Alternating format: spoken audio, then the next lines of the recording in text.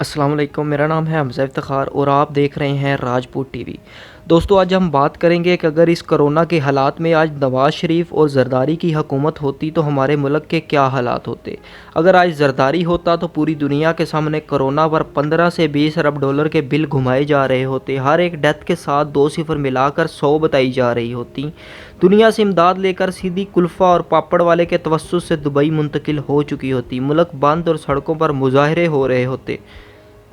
نواز شریف وزیر اعظم ہوتا تو آج تک ہزاروں نہیں لاکھوں کرونا مریض ہسپتالوں کے رستوں میں ہوتے، کیونکہ نواز شریف نے آج تک لاک ڈاؤن یا امداد کا فیصلہ ہی نہیں کر سکتا تھا۔ شریفوں، ان کے سمدھیوں، جوائیوں کی لاٹری لگ چکی ہوتی، مشتاق چینی والا اب تک 100 سے 200 پھیرے دبئی کے لگا چکا ہوتا، نفسیاتی مریض الٹا ہیٹ، لال ٹائی اور ہرا ماسک پہن کر کرونا کو اپنی عمر اور امیونٹی حساسیت سے آگاہ کر رہا ہوتا، اور پوری نون لیگ اللہ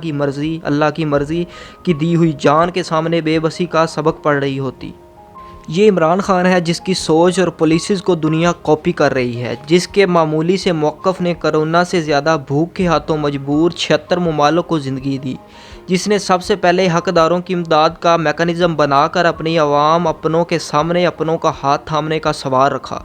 جو اتنی ایمانداری اور شفافیت سے تقسیم کر رہا ہے کہ چاہ کر بھی مخالفین انگلی نہیں اٹھا سکتے، جس نے امتحان اور آزمائش میں بر وقت فیصلے کر کے قوم کو بھوک یا بیماری کے اسیب کے سامنے باندھا۔ مجھے یقین ہے کہ رب جہاں ہماری سخت آزمائش لے رہا ہے، ایک نیک دل حکمران کے خلوص کے صدقے آزمائش میں نرمی فرمائے گا۔ دوستو، آپ سے گزارش ہے کہ سوشل ڈسٹینسنگ کا خیال رکھیں اور بلا وجہ گھر سے نکلنے سے گریز کریں، تاکہ ہم خود کو اور اپنے پیاروں کو اس بیماری سے نجات دلا سکیں۔ اللہ ہم سب کا حامی و ناصر ہو، آمین۔ دوستو، اگر آپ کو یہ ویڈیو پسند آئی ہے تو اسے لائک کریں، شیئر کریں اور کمنٹ میں اپنی رائے کا اظہار ضرور کریں کہ آپ کو یہ ویڈیو کیسی لگی۔